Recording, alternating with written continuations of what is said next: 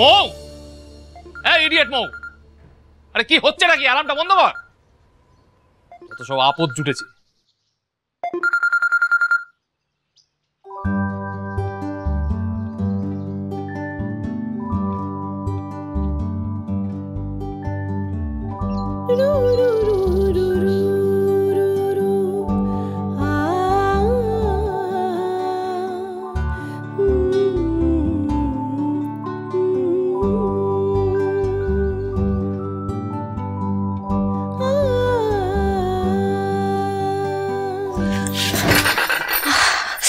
Sorry, মশাই উঠে পড়েছে।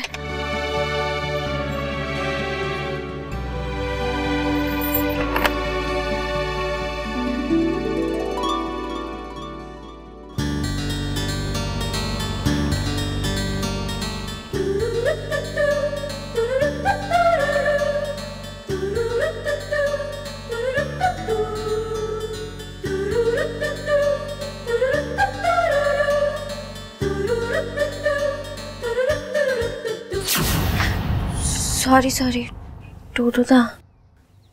সরি নয় মৌ, গুড মর্নিং।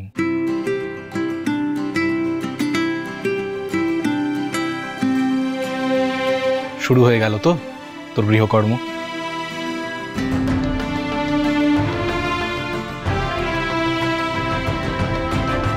মর্নিং টুটুদা।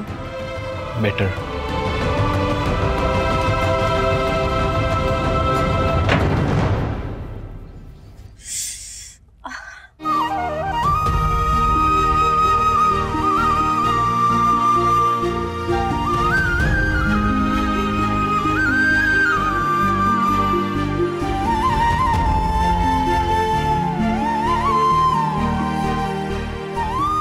এই মৌ, অনেক বেলা হয়ে গেল তো।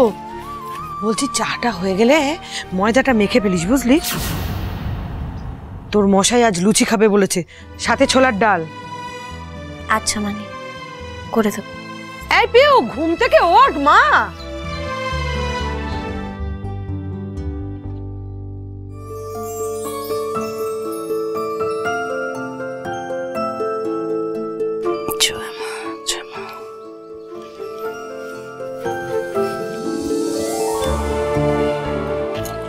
তো বেলা হয়ে গেল, পর্দাটা।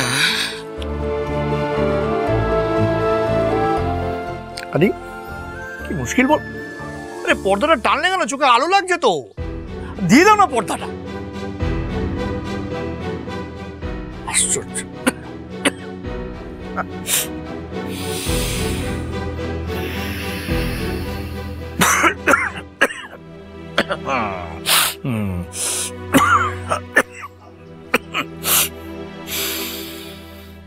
কি কি হয়েছেটা কি? এত কাশছো, একটু জল খাও। আমি হোমিওপ্যাথি ওষুধ একটু দিতে পারি। দেখছো তো প্রাণায়াম করছে। এখন জল ওষুধ এসবের কোনো মানে আছে বলো দেখি? হ্যাঁ, আশ্চর্য। যাও তো এখান থেকে।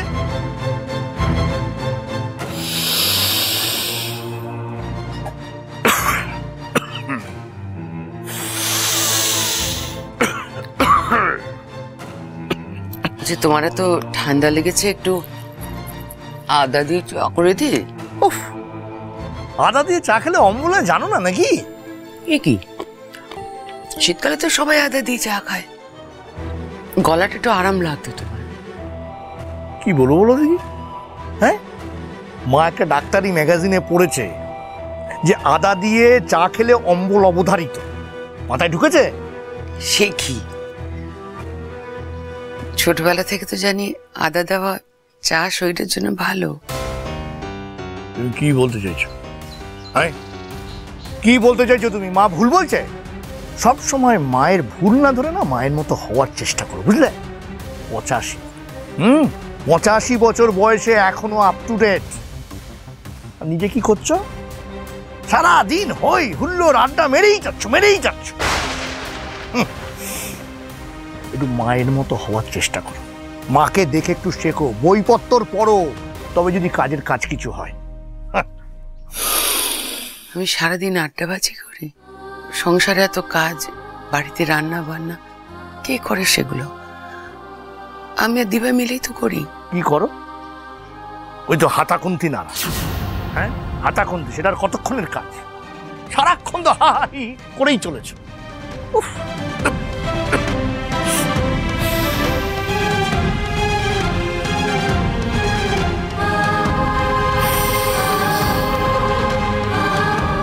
কুন্তি নাড়া ছাড়া আর কি করতে দিলে তুমি তোমার বাবাকে বাড়িতে?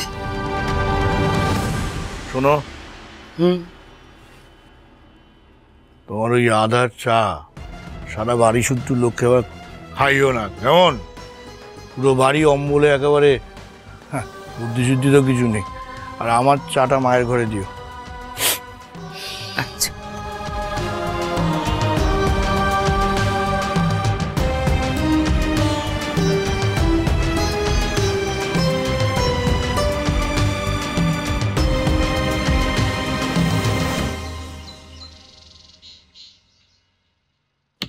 Good morning Kolkata.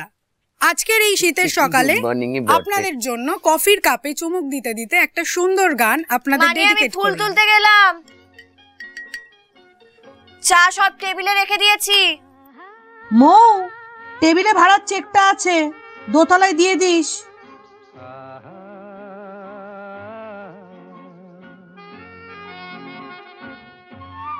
আজ থেকে ঠাকুরের বাসনগুলো কিন্তু তুমি মেজো বড় বৌমা।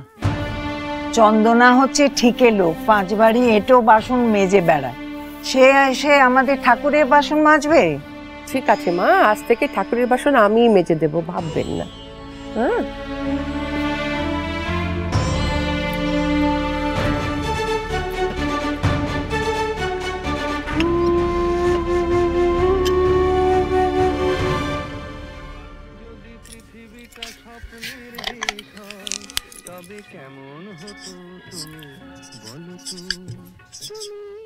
বিস্কিট আনতে হবে।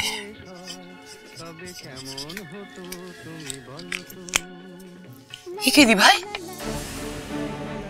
তোমার ঠান্ডা লাগছে না? গরম জামা গায়ে দাওনি কেন? ঠাকুরের বাসন মাজতে হবে, গরম জামা কাপড় কি রোজ ধোয়া হয় বাসি কাপড়ে? শুনলাম তো এই নতুন ডিউটিটাও যোগ হলো আজ। এই বাড়িতে রোজ রোজ নতুন নতুন নিয়ম, আর সেই নতুন নিয়মগুলো মানতে গিয়ে মানুষগুলো একদম অসুস্থ হয়ে পড়বে, অথচ বাড়ির নিয়ম বদলাবে না। কি বলবো বল, তুই তো জানিস এ বাড়িতে মা কিছু বললে সেটা না মেনে উপায় আছে? তুমি রাখো, আমি মেজে দেব। রাখো না, কথা শোনে না একদম দে ভাই।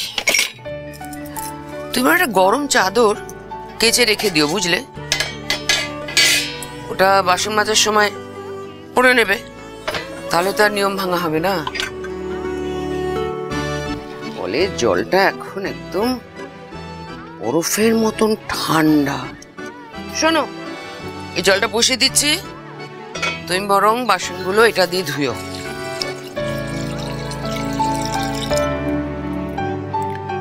ডোডো একটা শাল এনে দিয়েছিল আমায়, পড়া হয়নি এখনো, ওটা বরং তোমায় দিয়ে দেবো।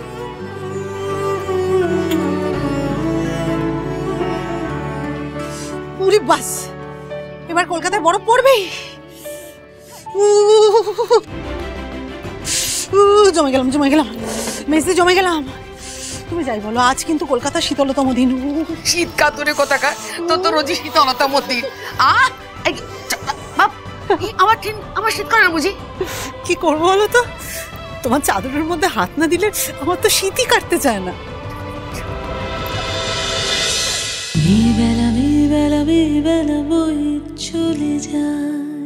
স্টার জলসার প্রিয় শো দেখার জন্য সাবস্ক্রাইব করুন আমাদের ইউটিউব চ্যানেলে এবং আপডেটেড থাকার জন্য প্রেস করুন বেল আইকন। চলো চলো চলো চলো পাল্টাই।